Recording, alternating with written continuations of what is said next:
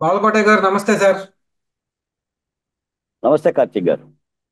Sir నిన్న నేను ABN లో జీవి రెడ్డి గారి ఆవేదన చూశాను. నాకు ఆయన అంటే చాలా గౌరవం ఉంది. విద్యావంతుడు, పోరాడాడు ప్రజల తరపున.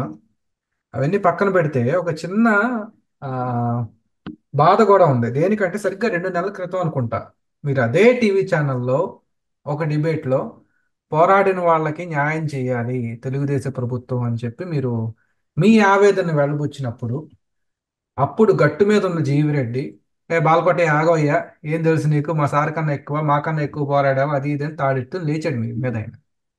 ఇవాళ ఆయన కిందకి నీళ్లు వచ్చేసరికి అందరూ ఆయన కోసం పోరాడాలి, ఆ కష్టపడిన వాళ్ళని గుర్తించరా అంటే నాకు ఒకటి బాధ కలిగింది. రెండోది, ఆహా, కాలచక్రం ఎంత గిర్రం తిరుగుతుందా. 1 2 నెలలు తిరిగేసరికి ఆయన కూడా అదే స్థానంలో తిరిగాడు, వచ్చాడు మ్యూజికల్ చైర్స్ లాగా. అంటే చెప్పండి సార్, అంటే ఈ మొత్తం ఈ రాజకీయ పార్టీలు వీటి వ్యవహారాలు, ఆ, మరీ ముఖ్యంగా ఈ సంఘటన మీకేమనిపిస్తోంది? కార్తీక్ గారు నమస్కారం. చాలా విషయాలు చాలా బాగా గుర్తుపెట్టుకున్నట్టున్నారు మీరు. అంటే ఆంధ్రప్రదేశ్ రాజకీయాలని, ఆంధ్రప్రదేశ్లో పరిపాలన తీరుతెన్నుల్ని మీ మీ ఉద్యోగాలు చేసుకుంటూ మీరు అమెరికాలో ఉన్నా జర్మనీలో ఉన్నా కూడా ఐకాన్ పాలిటిక్స్ ద్వారా చాలా తడవుగా నిశ్చితంగా పరిశీలిస్తున్నారు. చాలా మందికి తెలియదంటే ఆంధ్రప్రదేశ్లో ఎన్ఆర్ఐలుగా చాలా మంది వాళ్ళ ఉద్యోగాలు చేసుకుంటూ వాళ్ళ కుటుంబాన్ని వెల్లదీసుకుంటూ ఆంధ్ర రాష్ట్రంలో ఒక కొత్తదనం కోసం, కొత్త మార్పు కోసం, లేదా జగన్మోహన్ రెడ్డి గారిని ప్రభుత్వాన్ని దించడానికి ఒక ఐకాన్ అని ఒక యూట్యూబ్ పెట్టుకొని వాళ్ళ ఖర్చులతో పోరాడుతున్న సంగతి బాధపడుతుందని తప్ప చాలా మందికి తెలియదు. మీరు అన్నట్టుగా అవును, నేను ఎప్పుడు మాట్లాడే మాటే కూటమి ప్రభుత్వాన్ని కానీ ముఖ్యంగా ముఖ్యమంత్రి చంద్రబాబు నాయుడు గారి కానీ, అంటే కష్టించిన వాళ్ళని చూడాలి, శ్రమపడ్డ వాళ్ళని చూడాలి, వైసీపీ ప్రభుత్వం మీద తెగించి యుద్ధం చేసిన వాళ్ళని చూడాలి అని చెప్పేసి అని మాట్లాడుతున్న మాట. ఆ రోజు కూడా అదే ప్రస్తావన వచ్చింది. సరే, జీవీ రెడ్డి గారు అదే పార్టీకి సంబంధించిన అధికార ప్రతినిధి కాబట్టి ఆయన్ని ఆయనకి ఏదో అది ఇబ్బంది అనిపించింది వాళ్ళ నాయకుడిని అన్నట్టుగాని. జీవీ రెడ్డి గారు నిన్న ఏబిఎన్లో నో డౌట్ ఎట్ ఆల్ అన్నట్టుగా ఐ హ్యావ్ నో సాటిస్ఫై అని ఆయన తన అసంతృప్తిని కూడా వెళ్ళగక్కిన అదే వెంకటకృష్ణ గారి సమక్షంలో వీడియో చూసాం. కాబట్టి ఇక్కడ జీవీ రెడ్డి గారా మరొకళ్ళ అంశం కాదులే కానీ సార్. ఇప్పుడు యుద్ధంలో ఇద్దరు ఉంటారండి. ఒకళ్ళు అర్జునుడు, రెండు ఉత్తర కుమారుడు. అర్జునుడు యుద్ధం చేస్తాడు, ఉత్తర కుమారుడు యుద్ధరంగం నుంచి పారిపోతాడు. యుద్ధం చేసిన వాళ్ళకి ఏ స్థాయిలోనైనా సరే అది పట్టాభిషేకం చేయడం అనేది ధర్మం. యుద్ధం చేసిన వాళ్ళని చూస్తారా, యుద్ధం చూసిన వాళ్ళని చూస్తారా అన్నది నేటి ప్రభుత్వం మీద ఉన్న ఒక ప్రధానమైన ప్రశ్న. అంటే నేను ఈ మాట ఎందుకు అంటున్నానంటే సార్, మీరు కూడా చూశారు, జగన్మోహన్ రెడ్డి గారితో పోరాటం అంటే, లేదా వైసీపీ పరిపాలనతో పోరాటం అంటే ఏకంగా రైలు బండికి ఎదురుపోవటం అండి. ఉంటాడో పోతాడో కూడా తెలియకోకుండా యుద్ధం చేయటం అండి. అది తెలుగుదేశం పార్టీ నాయకులు చేశారు, లేదా ఇతర భారతీయ జనతా పార్టీ బీజేపీ నాయకులు చేశారు. సమాజంలో రాజకీయాలతో సంబంధం లేకుండా, ఆ పార్టీ యొక్క అండదండలు లేకుండా కూడా నాలాంటి వాళ్ళు ప్రజల తరఫున యుద్ధం చేశారు. మా సంఖ్య ఎక్కువ, మా సంఖ్య చాలా పెద్ద ఎక్కువ, నష్టపోయింది కూడా ఎక్కువ. మీకు ఒక మాట చెప్తాను శ్రీకాంత్ గారు, కార్తీక్ గారు. నా పేరు బాలకోటయ్య, కృష్ణా జిల్లా నందిగాం అసెంబ్లీ నియోజకవర్గం, కంచిచర్ల నా స్వస్థలం. 1996 నుంచి మా నియోజకవర్గంలో స్వర్గీయ దేవినేని వెంకటరమణ దగ్గర నుంచి నేను రాజకీయాల్లో కలిసి నడిచినవాడిని. కాకపోతే నేనేది కూడా నుదుటి మీద ప్రాయచిత్తం ఏం కట్టుకోవాలి, పాచిక ఏం కట్టుకోవాలి, ఇదిగో ఈ పార్టీ అని కట్టుకోలేదు. కానీ దాదాపుగా నాకు తెలిసి 90% చంద్రబాబు నాయుడు గారి మేలు కోసం, తెలుగుదేశం పార్టీ మేలు కోసం మనసా వాచ అంతఃకరణ శుద్ధితో పనిచేసిన వ్యక్తిని, జర్నలిస్టుని కూడా. 96 అంటే ఒక 4, ఈ యొక్క 24 అంటే 28 సంవత్సరాల రాజకీయ సావాసం. మొన్న కూడా అమరావతి శిథిలమైన తర్వాత, లేదా అమరావతి మహిళలు ఆకుపచ్చని చీరలతో పోరాటం మొదలైన తర్వాత, లేదా మా డాక్టర్ సుధాకర్ లాంటి మరణాలను చూసిన తర్వాత మా సొంత జీవితాలని వదిలేసుకొని ఉద్యమాల్లోకి వెళ్ళాం. తద్వారా నేను ఏదో చిన్న పేపర్ పెట్టుకొని నడిపేవాడిని. ఆ పేపర్ ధ్వంసమైంది. ఆర్థిక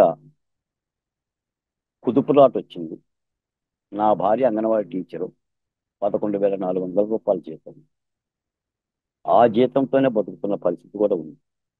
అంటే మేమేమంటుంటే పోరాటం చేశాం కాబట్టి మేము కూడా ఒక సమూహానికి, ఒక ప్రజాశ్రేణికి, ఒక జాతికి న్యాయం చేస్తామని మేము భరోసా ఇచ్చాం. వాళ్ళు కూడా అలానే ఆశిస్తారు. కాబట్టి ప్రభుత్వం ఉన్న తర్వాత ఎన్నో అవకాశాలు ఉంటాయి. ఆ అవకాశాల్లో యుద్ధం చూసిన వాళ్ళతో పాటు నేనేం వాళ్ళకి వద్దు అని నేను అన్ను, వాళ్ళని కష్టపడలేదు అని నేను అన్ను. యుద్ధం చేసిన వాళ్ళకు కూడా ఇస్తే చాలా ప్రాధాన్యత ఉంటుంది. ఇంకోటి కూడా ఏంటంటే, ఈ నామినేటెడ్ పోస్టుల నజరాన అనేది చాలా కీలకం అండి ఏ పార్టీకైనా. ఇప్పుడు ఎమ్మెల్యేలు ఎంపీలు ఉన్నారంటే అవి అందరికీ ఇవ్వలేరు. వాటి కొంత లిమిటేషన్ ఉంది. కానీ ఇవి మాత్రం ప్రజలు చూస్తారండి. చంద్రబాబు నాయుడు గారు ఎవరికి ఇచ్చారు, ఎవరిని దగ్గరికి తీసుకున్నారు, ఎవరిని కౌగిలించుకున్నారు, ఎవరికి ఏ పదవి ఇచ్చారు, ఆ పదవి తీసుకున్న వ్యక్తి ఎవరు, ఇవన్నీ కూడా చూస్తారు. నేను ఇవాళ కూడా చూశాను. 20 కార్పొరేషన్ చైర్మన్లు, ఒక వైస్ చైర్మన్ నియామకం. 7 కార్పొరేషన్లో 64 మందికి సభ్యులుగా అవకాశం. అంకిత భావం, విధేయతకు పెద్దపేట. గీత దాటిన వారికి సముచిత గౌరవం. ఏ గీత? పార్టీ గీత. పార్టీ గీత దాటిన వారికి సముచిత గౌరవం, పార్టీకి అంకిత భావం, విధేయత ఉన్న వారికి ఈ పదవులని ఈ రోజున కూటమి ప్రభుత్వం పెద్దలే చెప్తున్న మాట. వీటితో పాటు ఇవన్నీ అవసరమే. మొన్న ఎన్నికల్లో కొంతమందికి ఎమ్మెల్యే సీట్లు ఇవ్వలేకపోయింది పార్టీ, సర్దుబాటు చేయలేకపోయింది. కొంతమంది పార్టీ పరంగా ఆర్థికంగా ఆ పార్టీకి అండగా ఉన్నారు. అలాంటి వాళ్ళకి గౌరవిస్తూనే ప్రజల తరఫున పోరాడిన వాళ్ళకు కూడా ఇస్తే ప్రజలు దాన్ని ఆస్వాదిస్తారండి. ఒకటేంటంటే, ఆలికి అన్నం పెట్టడం మగతనం అవుతుందంటే, ఊరికి అన్నం పెట్టడం మొగోడుతనం అవుతుంది. నేను ఆలికి అన్నం పెట్టేసి ఊరంతా నేను అన్నం పెట్టాను అంటే నువ్వు గొప్ప వ్యక్తివి కావు. ఆలితో పాటు ఊరికి కూడా అన్నం పెడితే నువ్వు గొప్పడు అవుతావు. ఈ రోజు నేను కోరుకుంటుంది కూడా కూటమి ప్రభుత్వాన్ని ఒక అడుగు బయటకు వచ్చి సమాజంలో ఆయా సామాజిక వర్గాల నుంచి వైసీపీ ప్రభుత్వ దాష్టీకాల మీద పోరాడిన వాళ్ళని, దానికి సంబంధించిన క్షతగాత్రులైన వాళ్ళని కూడా చూడాల్సిన అవసరం ఉందని మాత్రం ఈ సందర్భంగా చెప్తానండి. ఎందుకంటే మీకు ఏ ప్రభుత్వాన్ని ఇప్పుడే వచ్చింది, నిన్ననే కొంత అసంతృప్తులు కూడా తెలుగుదేశం పార్టీ నుంచే బయలుదేరి నాకు తెలిసి నాతో కూడా చాలా మంది మాట్లాడుతున్నారు. మేము ఉద్యమ కాలంలో బాలకోటయ్య ఫోన్ చేస్తే, బాలకోటయ్య గారు మీకు ఫోన్ చేయమాకండి, మీ ఫోన్ ట్యాప్లో ఉంది, పోలీసులు అబ్జర్వేషన్లో ఉంది, మాకు భయం వేస్తుంది అన్న నాయకులను నేను చూశాను. ఏదన్నా ఉంటే మేమే చేస్తాం ఫోను అని. అయినా కూడా వెన్ను చూపకుండా పోరాడిన వాళ్ళం. ఇప్పుడు కూడా మీ ఎన్ఆర్ఐ గారు, ఎన్ఆర్ఐ చాలా మంది కూడా నా పేరు ఫోన్లో ఎమ్మెల్యే బాలకోటయ్య అని చెప్పి పెట్టుకున్నారండి. అదేంటి సార్, నేను ఎమ్మెల్యేని కాదు, ఏం కాదు, ఎందుకు సార్ అట్ట పెట్టుకుంటే? ప్రజలుగా వాళ్ళు ఇచ్చిన గుర్తింపు అది. అమరావతి నుంచి అమెరికా వరకు మాకు ఆ గుర్తింపు చాలు. నేనేదో కూటమి లేదో ఇవ్వమని చెప్పేసి అని ఇంకోటి చెయ్యాలని కూడా కాదులే. కానీ ఈ సామాజిక న్యాయం, ఈ పెద్దపేట కానీ, లేదంటే పార్టీ ప్రజల కోసం పనిచేసి చాలా నష్టపోయారండి. మీకు అమరావతి ఉద్యమంలో కానీ, ఇప్పుడు ఈ పార్టీ పరంగా కూడా కొన్ని పేర్లు చెప్తే, ఇప్పుడు పట్టాభి గారు లాంటి వాళ్ళు ఉన్నారు. ఒక విధంగా చెప్పాలంటే ప్రాణాలను పణం పెట్టాడు, ఉంటాడో పోతాడో అన్నంత పరిస్థితి పరుగు చేసుకుంటున్న పరిస్థితి. కాబట్టి మరి ఈ ఈ క్రమాన్ని మరి ఎలా చూస్తారో నాకు తెలియదు. కానీ ఈ నజరానా పదవులు ఇచ్చిన తర్వాత కూడా నాతో చాలా మంది మాట్లాడారు. నాకు తెలిసి ఈ పోస్టుల్లో కూడా నేను అమరావతి మీద ఆ, అమరావతికి ఏదో చేశాం, మీరు అది ఇది అని చెప్పేసి అంటే అమరావతి మీద కూడా నేను ఎదురు తిరిగిన వాళ్ళు ఉన్నారు. నాకు ముగ్గురు నలుగురు ఇంకా కష్టజీవులు కనిపిస్తున్నారు తప్ప పెద్దగా వాళ్ళు పార్టీ నిర్ణయమే ఏదో తీసుకున్నట్టున్నారు, పార్టీ పరమైన నిర్ణయమే. నేను దాన్ని కూడా తప్పు పట్టడంలే. కానీ పార్టీ నిర్ణయంతో పాటు ప్రజాబాహుల్లో పనిచేసిన వాళ్ళకి కనుక ఇస్తే బాగుంటుంది. ఈ సందర్భంగా ఏంటంటే కార్తీక్ గారు, ఒక మాట ఏంటంటే, చంద్రుడికి కొన్ని మచ్చలు ఉంటాయి సార్, ఎంత చంద్రులైనా కూడా కొన్ని మచ్చలు ఉంటాయి అని అంటారు. అలాగనే చంద్రబాబు నాయుడు గారి యొక్క మోములో కూడా ఒకటి రెండు మచ్చలు ఉన్నమాట కదా. ఆయన ప్రతిపక్ష పార్టీలు కానీ ప్రత్యర్థులు కానీ అదే మాట అంటా ఉంటుంటారు. అంటే సమన్వయంలో కానీ సామాజిక న్యాయంలో కానీ చంద్రబాబు నాయుడు గారు అంతగా ముందుకు పోరు. మేము కోరుకునేది ఏంటంటే అసలు చంద్రబాబు నాయుడు గారి యొక్క మోములో మచ్చలేని చంద్రుని చూడాలనేది మా యొక్క కోరిక. ఎందుకంటే రాజకీయంగా ఏ నిర్ణయం తప్పు తీసుకున్నా కూడా మళ్ళీ అవతల వాడికి అవకాశం ఇచ్చినట్టు అవుతుంది. మీకు ఎప్పుడు కూడా రాజకీయాల్లో 150 తప్పులు చేయనక్కర్లేదండి. ప్రధానమైన తప్పులు రెండు మూడు చేస్తే రాజకీయంగా ప్రజల నుంచి తీస్తారానికి గురవుతాం. మీరు జగన్మోహన్ రెడ్డి గారిని చూడండి. ఆయన చేసుకున్నది ఏంటంటే ఆయన గొయ్యి ఆయనే దువ్వుకున్నాడు. ఎవడో పలుగు పారా తీసుకురాలి, ఆయనే పలుగు పారా తెచ్చుకోండు. ఆయనే ఆయన పార్టీ నాయకుడికి ఇచ్చారే మీరు దవ్వండ్రు అన్నాడు. అందరు కలిపేసి ఆ గోతులో పడ్డారు.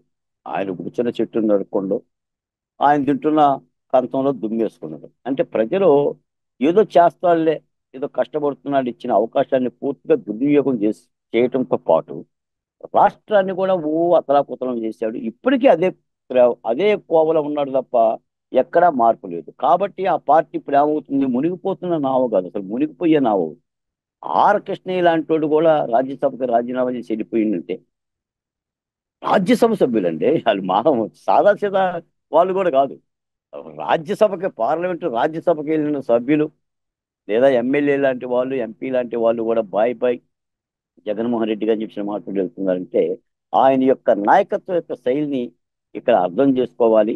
ఏదేమైనా నేను ఒకటే చెప్తాను సార్, ఆ రోజు చెప్తాను, ఈ రోజు చెప్తాను. చంద్రబాబు నాయుడు గారి యొక్క ప్రభుత్వం కానీ ఈ రాష్ట్రానికి 10 కాలాల పాటు ఉండాలి అంటే ఖచ్చితమైన సమన్యాయం ఉండాలి. కష్టించిన వ్యక్తులకి పార్టీ పరమే కాకుండా ప్రజా శ్రేణువుల్లో భాషించిన వ్యక్తులకి కూడా ఇవ్వాల్సిన అవసరం ఉంది, గుర్తించాల్సిన అవసరం ఉంది. ఏ పదవి ఇచ్చినా దేనికి సార్, ప్రజాసేవ కోసమే కదా, ఆ ప్రజలను రంజింపజేయటానికే కదా. 30 జిల్లాల నుంచి మా సామాజిక వర్గం నుంచి ఎస్టీల నుంచి మైనార్టీల నుంచి వాళ్ళ ఆవేదన నుంచి కూడా ఎప్పుడు నాకు ఫోన్లు వస్తూనే ఉంటుంటాయి. కొన్ని విషయాలు కొంతమంది చెప్పుకోలేదండి. ఇప్పుడు కూడా చంద్రబాబు నాయుడు గారి అపాయింట్మెంట్ కోసం ఎదురు చూసేవాళ్ళు కొన్ని వేలల్లో ఉన్నారు నాకు తెలిసి. వాళ్ళకి అపాయింట్మెంట్లు దొరకడంలా నాలాంటి వాడికి అపాయింట్మెంట్ కూడా చాలా చాలా చాలా ఆలస్యపూరితంగానే అవుతున్న పరిస్థితి. కాబట్టి సుపరిపాలన, స్వచ్ఛమైన పాలన, నీతివంతమైన పాలనతో పాటు ఈ నామినేటెడ్ పోస్టులు అనేవి కూడా ప్రజాశ్రేణువులో ఒక పిల్లర్ లాంటి మూలస్తంభాలు లాంటి రానున్న కాలంలో తిరిగి పార్టీని నిలబెట్టడానికి ఈ నామినేటెడ్ పోస్టులు తీసుకునే నాయకులు మూలస్తంభాలుగా పనికొస్తారు. తప్పనిసరిగా ఈ దిశగా కూడా జాగ్రత్తలు తీసుకోవాల్సిన అవసరం ఉంది. తర్వాత ఏదో రెండో లిస్టు ఉంటుంది, మూడో లిస్టు ఉంటుంది అంటున్నారు. వాటన్నిటిలో కూడా నేను కోరుకునేది ఏంటంటే యుద్ధం చూసిన వాళ్ళతో పాటు యుద్ధం చేసిన వాళ్ళకు కూడా ఆ యొక్క గౌరవం లభిస్తే ప్రజలు హర్షిస్తారని చెప్పేసి అని. ఎందుకంటే నేను మనసులో ఒకటి అనుకొని పెదవుల మీద ఒకటి పలకటానికి, పెదవుల మీద ఒకటి అనుకొని మనసులో కుమిలి కుమిలి పోవటానికి నేనేం రాజకీయ పార్టీ నాయకుడు కాదు. అంటే ఉద్యమ అనుసంధానంలో ఎదిగిన వాళ్ళం కాబట్టేసి మాకు ఆ బాధ్యత ఉంది. మరి మేము చెప్పకుండా, మీరు చెప్పకుండా, మరి చంద్రబాబు నాయుడు గారికి కానీ లోకేష్ గారికి కానీ సమాచారం ఎట్లా తెలుస్తుంది? మీరు చేసిన శబాషు శబాషు శబాషు అని అంటే ఏమంటారు, మనమే తిమ్మి మనమే జీవించుకున్నట్టు ఉంటుంది. లోపాలను సరిదిద్దుకోవాలంటే ఎవరో ఒకరు చెప్పి తీరాలి. తప్పనిసరిగా ఆ దిశగా కూడా కూటమి ప్రభుత్వం అడుగులు వేస్తుంది, అందరికీ సమన్యాయం చేస్తుందని, సామాజిక న్యాయం చేస్తుందని కూడా ఆశిస్తున్నాం. పైపెచ్చు ఈ రోజున కూటమి ముందు పరిపాలన ఒక సవాళ్ళు అయిపోయింది. అలాగనే ఈ ఆశిస్తున్న వాళ్ళ సంఖ్య కూడా చాలా సవాల్ అయింది. దానికి ఒత్తిళ్లు ఉన్నాయి, మనమేం కాదనం. పైపెచ్చు మూడు పార్టీలకు సంబంధించిన ఆ, వాళ్ళకి సంబంధించిన ఒడంబడికలు కానీ లేదా వాళ్ళకి సంబంధించిన న్యాయాలు చేయాల్సిన బాధ్యత తెలుగుదేశం పార్టీ మీద ఉంది. ఆ పార్టీలో ఉన్న వాళ్ళకి చేయాల్సిన బాధ్యత ఉంది.